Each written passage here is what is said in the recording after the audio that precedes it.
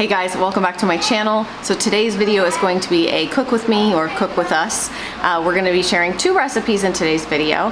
The first one is going to be cooking with my husband, Christopher, CR, goes by many things. And he's going to be making Nola pockets, which is like New Orleans style pockets. So they are shrimp and sausage and potatoes and this yummy butter sauce. They are so delicious. We are often feeding, we're a family of 10, so we're feeding 10 people. And then my folks are over here a lot too, so many times we're feeding up to 12 people for dinner. So we like things that are quick and easy, but also like sort of crowd pleasers, and that is definitely a favorite around here. So Ciara's gonna be sharing the Nola pockets. Then I am going to be making a pasta that is sort of like a take on a caprese. Caprese, is that how you say that? I don't know, I'm not Italian. But a take on that, so it's tomatoes and mozzarella and basil and deliciousness. It's super easy, it's vegetarian, and to me it's a great lunch pasta, or would be a really good side dish with something else for dinner. So those are the two recipes we are going to be making for y'all in today's video. Let's get into it.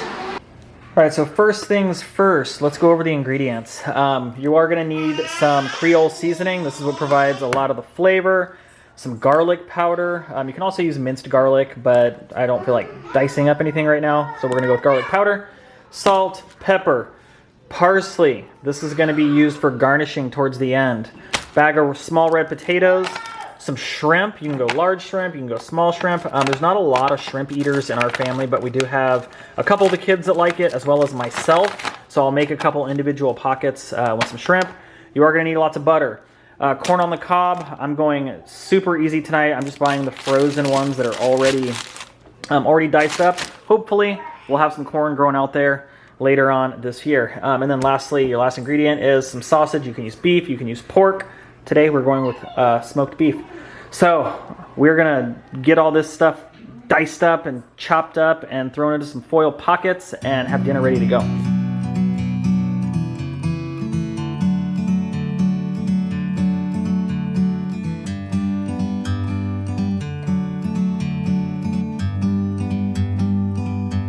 Like a bird on a tree, I'm just sitting here. I got time, it's clear to see. From up here, the world seems small. We can sit together. It's so beautiful, you and me. We meant to be in the great outdoors, forever free.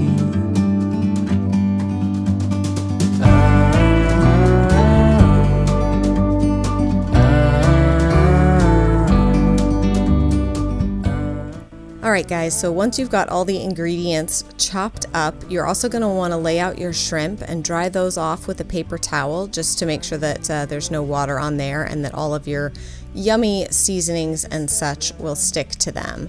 And we don't really have exact measurements for the seasonings. We just kind of sprinkle it on and go from there. The Cajun seasoning can be a bit much, so you definitely want to go easy on that. So basically, once you've gotten everything dried off and ready to go, now is when you will begin assembling your pockets. So you just want to lay out your piece of foil and then add in whatever ingredients you want. Like I said, we don't all eat all the things, but we put in some corn, the sausage, shrimp, a few little tabs of butter there, and you're going to wait with the parsley and the other seasoning. So you just want to put the butter in with all of those ingredients and then fold the sides in, roll it down, and then fold the other sides in, well, sort of over the top, if you will.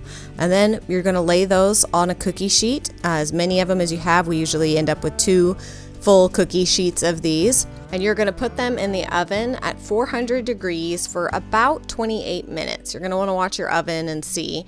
But then when they come out, this is when we add some melted butter over the top, just to make sure that everything is nice and coated in that yummy, yummy butter. And then you're going to start adding your seasonings. So like CR mentioned, we do garlic powder, a little bit of Cajun seasoning, a little bit of salt, pepper, and then the piece de resistance is the parsley that we sprinkle over the top. Now, we will often serve this with rice, but honestly, between the potatoes and the meat, my husband is such a ding dong, between the potatoes and the meat and the corn and the shrimp, like it's enough for us just like this in these pockets. This is honestly one of my very favorite dinners that my husband makes. All right, so now we are moving on to my pasta salad type. It's not really pasta salad. I don't know why I called it that. It's pasta. It's got mozzarella, tomatoes, basil, all kinds of yummy ingredients in it. So I just pull everything out. I do not know how to pronounce this, y'all, but it's the little mozzarella balls, okay? The little balls of mozzarella. And then little cherubs or cherry tomatoes, whichever kind, you want to get, whatever your store's got in stock.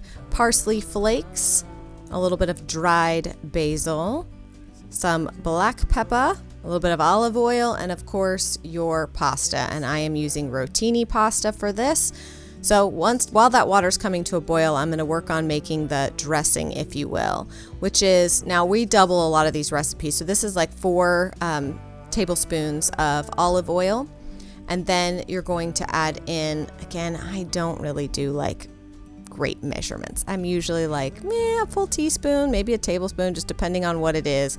But this is where you're going to add the parsley, basil, those dried ingredients, your pepper, and all of that into here. Then you are just going to stir all that up and set it to the side. That's the very, very simple sort of dressing that goes over the top of this. Now, you can absolutely just throw, especially these little cherub tomatoes, in there whole, as well as the mozzarella. I like mine to feel like it goes a little bit farther, and also, I don't know, sometimes depending on how big the tomato is or the piece of mozzarella, I don't like taking a big bite into just a big hunk of mozzarella. I don't know. I don't know how to explain that, but this is completely unnecessary. If you want to, you can cut everything in half, which is what I did. I cut all the mozzarella balls and the tomatoes in half. Some of them I did just throw in there whole because I was like, okay, these are really tiny. I had planned on using cherry tomatoes, which are a little bit bigger than that, but I just felt better about it. I felt like it stretched it and made it go farther to cut the mozzarella balls in half, because those little fools are expensive, okay? It's like $7 where I live for one of those little tubs of mozzarella. So instead of buying 2, I was like, I'm going to cut it in half and trick everybody. Then you pull the dried parsley, or no, that is not parsley, that is basil. Pull it off the little stems. Hopefully I'll have some of this growing in my garden and I won't have to buy these insanely expensive little packages. And this you just want to, I forgot what it's called, chiffoning, is that what it's called? Just want to chop this up. Not super finely, you kind of want it to be on the longer side, but yeah, anyways, larger pieces is what I'm trying to say. So chop that up, set that to the side, and then I'm going to add that onto the pasta after the pasta is done cooking. So I've got my bowls of ingredients. I'm just going to go ahead and drain my pasta noodles. Then I just put those pasta noodles right over the tomatoes and mozzarella. I'm going to stir all that together a little bit just to make sure everything's mixed up evenly. Add in my basil, stir that in. Especially when I'm making double portions, I kind of like to do a little as I go instead of all at once. And then you're going to just pour that olive oil dressing over the top, mix it up. Now this is good just like it is, but I did add a little bit of the balsamic glaze like I would put on if I was just eating the tomato and mozzarella plain. I added a little bit of that balsamic glaze over the top. Oh, perfect. Great outdoors, forever free. All right, I hope you guys enjoyed today's video. Let us know if you make any of these recipes. Go over to Instagram, you can tag us, use the hashtag ThisGatheredTable, and let us know if you guys make these recipes. I would love to see. But that is it for today's video, and we'll see you guys again very soon. Bye.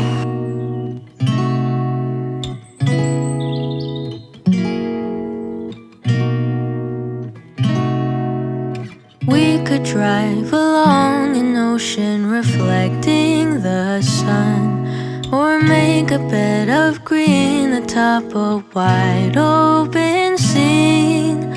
Under a canvas of blue I would draw ever nearer to you, to feel the dew on your skin. That is how it would begin. For summer is for falling, in love.